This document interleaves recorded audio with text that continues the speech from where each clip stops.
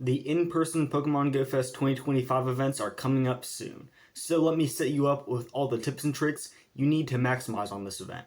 Like, you're most likely going to be traveling a long way to get to these events, so I want to make sure that you are able to make the most of them. So let's get into it. I'm going to start out with some in-game tips, but make sure you stick around to the end for the IRL tips because those are super important as well. First off, make sure you get your item bag and Pokemon storage in check. Like, make sure you clear them all out, make sure you don't have any items you don't need, and delete any Pokemon you don't need. And you might even want to purchase some more item and Pokemon storage for this event, because you're traveling all this way, you might want to make the most of it with that extra storage. Also, be sure to stack up as many Pokeballs as possible, especially the Ultra Balls. Also, be sure to set up some good teams for Zacian and Zamazenta. I'll put the counters lists on the left and right of the screen. Also, be sure to set up a good search string, like save one by going in, like by entering it in, then exiting out of it, going into see more, and then holding down on the search thread that you just typed in, and then renaming it, so that you can easily just tap on the search string during the day, have a quick scroll through it, select all, and transfer. This allows you to be more efficient throughout the day, not having to clear it out as often or take as much time to clear it out. So you want to make sure you first off exclude any shinies and hundos, of course, but you also want to exclude any Pokemon that you want to keep. I'm going to list out some of the best ones that you might want to think about keeping. First off, Hawlucha, Rotom, Skiddo, possibly Unknown for the different letters of Unknown, and Basculin for the different stripes, and Spinda for different patterns. Those are some good ones you might want to keep just for exclusivity, because some of those are regionals, some of those are pretty exclusive to in-person events, and some of them have different forms like the Unknowns and Spindas. So you might want to keep some of those, or at least add that to your search string so that you can filter through it later. So like exclamation mark unknown, or whatever.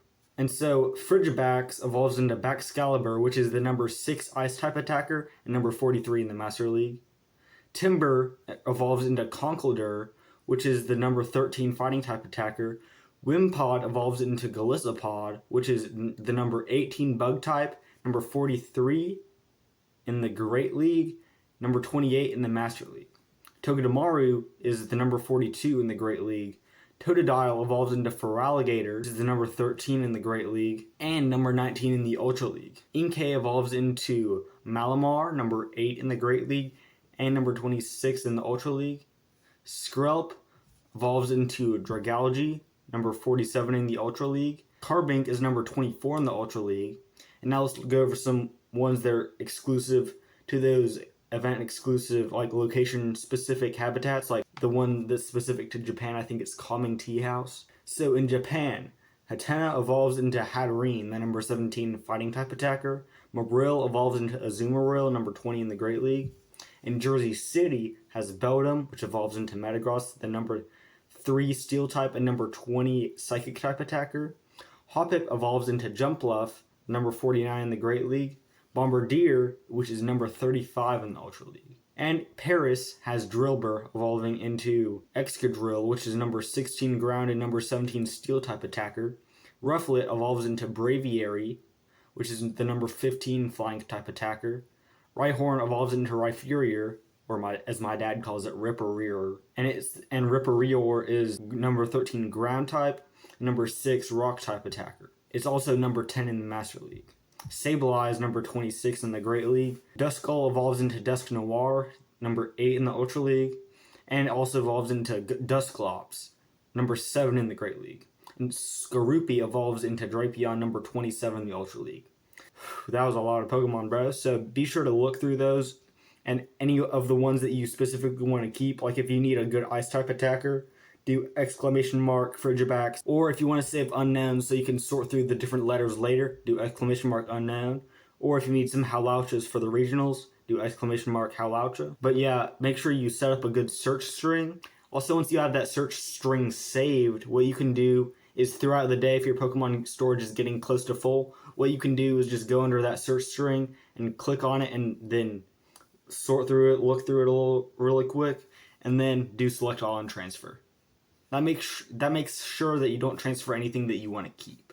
Also, something else I would do is set up a Pokecoin budget. Say, okay, I'm willing to buy up to X amount worth of Pokecoins, and I will not spend more money on Pokecoins after that. So if you do that right, it allows you to enjoy the event to the most of your ability while also not being financially stupid. Also, make sure you are filled in for all the details for this event so that you know what's going on. I'll leave my link in the description to my video talking about all the details for GoFest in person this year. For your ticket, make sure you get any add-ons you want for the event. And also, when you're buying that ticket, you can buy it without any add-ons and add some add-ons later, so you don't have to decide right now when you're buying your ticket. So like if you're planning to raid a lot, get the Raid Lover add-on. If you plan to hatch a lot, get the hatch, or what's it called, Egg Lover add-on, I think. And if you're planning to play hard in your host city on any day that isn't your specific event day, I would buy the citywide add-on for that day or days. And also, transitioning smoothly into IRL tips now. These are super important. You want to make sure you stick around for all of these.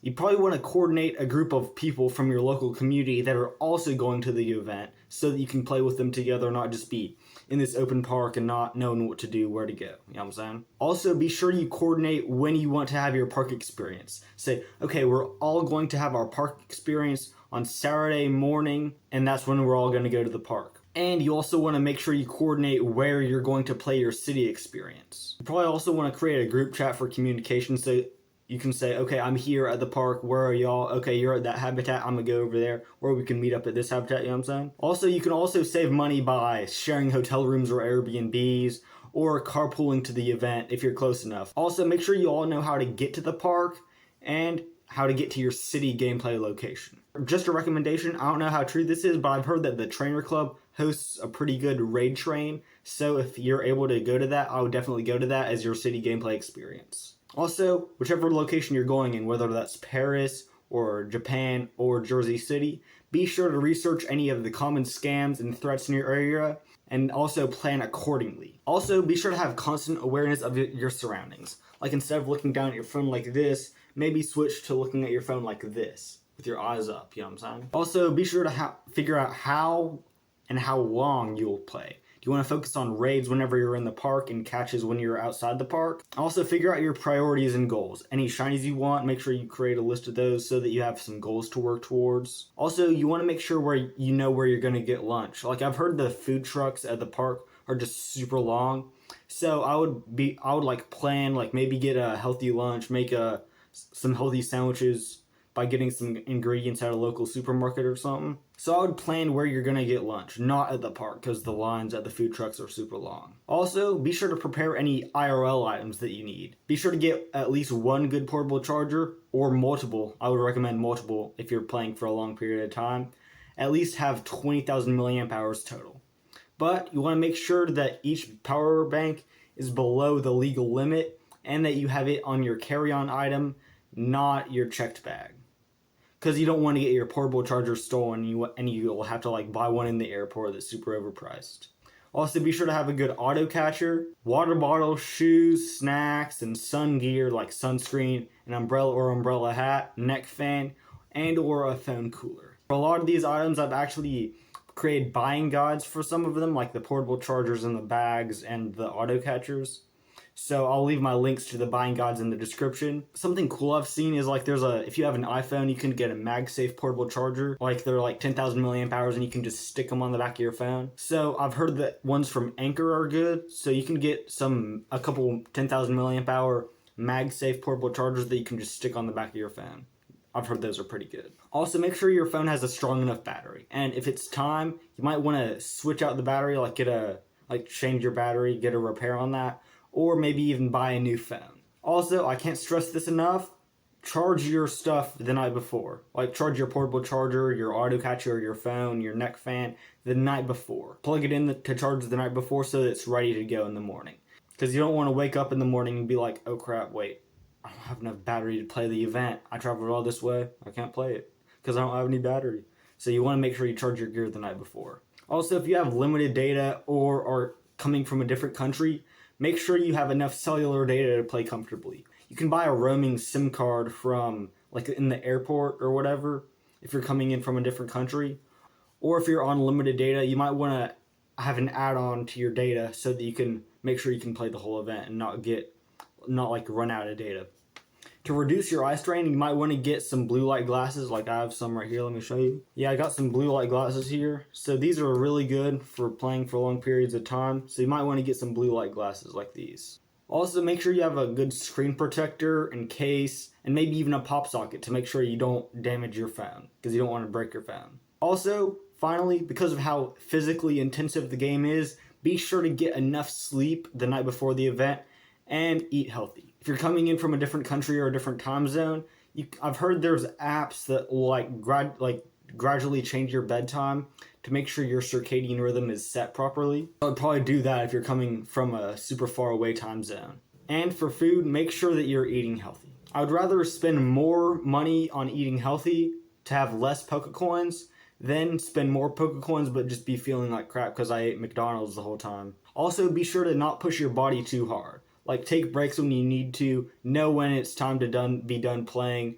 also stay hydrated, and take breaks when you need to.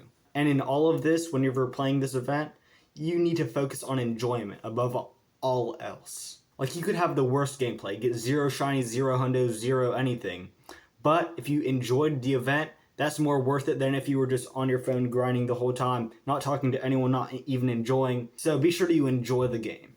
You didn't come all this way to stress about not getting a shiny. Let me know in the comments if you have any questions or any additional tips and tricks that you want to share with your fellow viewers. And with that, I pray for good luck, enjoyment, and safety on your trip. And with that, peace out and God bless.